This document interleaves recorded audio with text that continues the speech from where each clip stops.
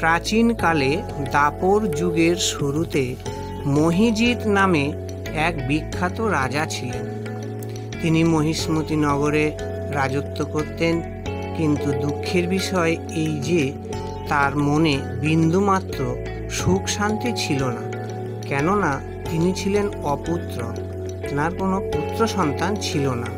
তাই নিজেকে অত্যন্ত দুর্ভাগা মনে করে রাজা সবসময় চিন্তাগ্রস্ত থাকতেন।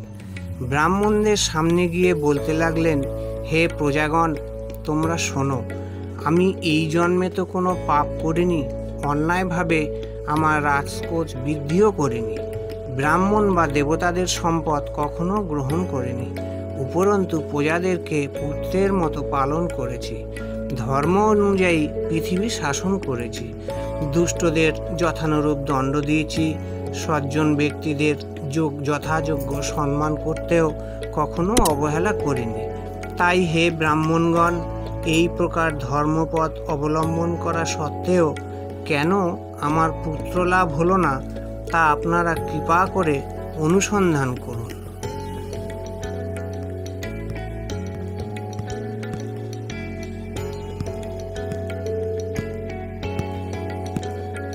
রাজার এই প্রকার কাতর উক্তি শুনে ব্যতীত রাজভক্ত পুরোহিত ব্রাহ্মণগণ রাজার মঙ্গলের জন্য গভীর বনে ত্রিকালজ্ঞ ঋষির কাছে যেতে মনস্থ করলেন।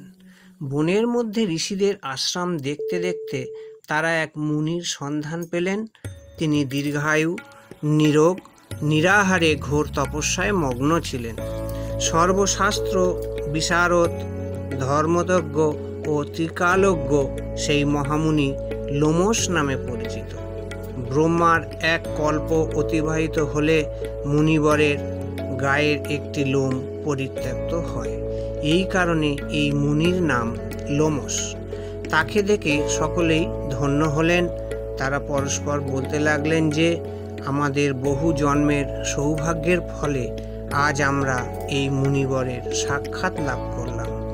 তারপর ঋষিবর তাদের সম্বোধন করে বললেন, কি কারণে আপনারা এখানে এসেছেন এবং কেনই বা আমার এত প্রশংসা করছেন, তা স্পষ্ট করে বলুন। আপনাদের যাতে মঙ্গল হয় আমি নিশ্চয়ই তার চেষ্টা করব। ব্রাহ্মণেরা বললেন, হে ঋষিবর, আমরা যে জন্য এখানে এসেছি আপনি তা কৃপা করে শুনুন। এই পৃথিবীতে আমাদের মতো ব্যক্তি আর কোথাও নেই। এই পৃথিবীতে আপনার মতো ব্যক্তি আর কোথাও নেই। মহিজিৎ নামে এক রাজা নিঃসন্তান হওয়ায় অতি দুঃখে দিন যাপন করছেন। আমরা তার প্রজা। তিনি আমাদের পুত্রের মতো পালন করেন, কিন্তু তিনি পুত্রহীন বলে আমরা সবাই মর্মাহত। তার দুঃখ দূর করতে আমরা এই বনে প্রবেশ করেছি। হে ব্রাহ্মণ শ্রেষ্ঠ, রাজা যাতে পুত্রের মুখ দর্শন করতে পারেন, কৃপা করে তার কোনো উপায় আমাদের বলুন। তাদের কথা শুনে মুনিবর ধ্যানমগ্ন হলেন। কিছু সময় পরে রাজার পূর্বজন্ম বৃত্তান্ত বলতে লাগলেন। এই রাজা পূর্বজন্মে এক দরিদ্র বৈশ্য ছিলেন। একবার তিনি একটি অন্যায় কার্য করে ফেলেন। ব্যবসা করার জন্য তিনি এক গ্রাম থেকে অন্য গ্রামে যাতায়াত করেন। এক সময় জ্যৈষ্ঠ মাসে শুক্লপক্ষের দশমীর দিনে কোথাও যাওয়ার পথে তিনি অত্যন্ত তৃষ্ণার্ত হয়ে পড়েন। গ্রাম প্রান্তে একটি জলাশয় দেখতে পান। সেখানে জলপানের জন্য যান। গিয়ে দেখেন একটি গাভী ও তার বাছুর সেখানে জলপান করছে। তাদের তাড়িয়ে দিয়ে তিনি নিজেই জলপান করতে লাগলেন। এই পাপকর্মের ফলে তিনি পুত্র সুখে বঞ্চিত হয়েছেন। কিন্তু পূর্বজন্মের কোনো পুণ্যের ফলে তিনি এই রকম নিষ্কণ্টক রাজ্য লাভ করেছেন। সবাই তখন বললেন, হে মুনিবর, শাস্ত্রে আছে যে পুণ্য দ্বারা পাপক্ষয় হয়। তাই আপনি এমন একটি পুণ্যব্রতের উপদেশ করুন যাতে তার পাপ দূর হয় এবং আপনার অনুগ্রহে তিনি পুত্র সন্তান লাভ করতে পারেন। লোমশ মুনি বললেন, শ্রাবণ মাসের শুক্লপক্ষের পবিত্রারোপণী একাদশী এই ব্রত অভীষ্ট ফল প্রদান করে। আপনারা যথাবিধি তা সকলে পালন করুন। লোমশ মুনির উপদেশ শুনে আনন্দ চিত্তে গৃহে প্রত্যাবর্তন করে তারা রাজাকে সে সকল কথা জানালেন। তারপর সকলে মিলে মুনির নির্দেশ অনুসারে ব্রত পালন করলেন। তাদের সকলের পুণ্যফল রাজাকে প্রদানও করলেন। সেই পুণ্যের প্রভাবে রাজমহিষী গর্ভবতী হলেন। উপযুক্ত সময়ে বলিষ্ঠ সর্বাঙ্গ সুন্দর এক পুত্র সন্তানের জন্মদান করলেন।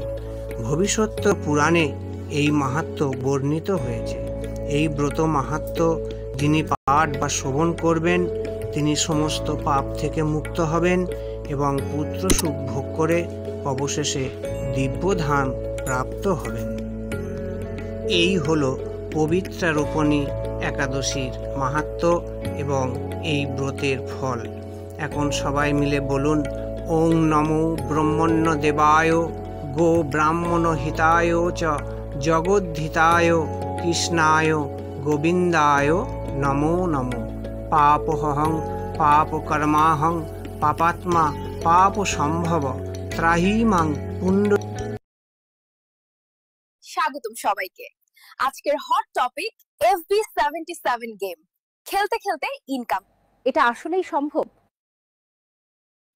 আমাদের সঙ্গে আছেন দুই ভিআইপি গেস্ট।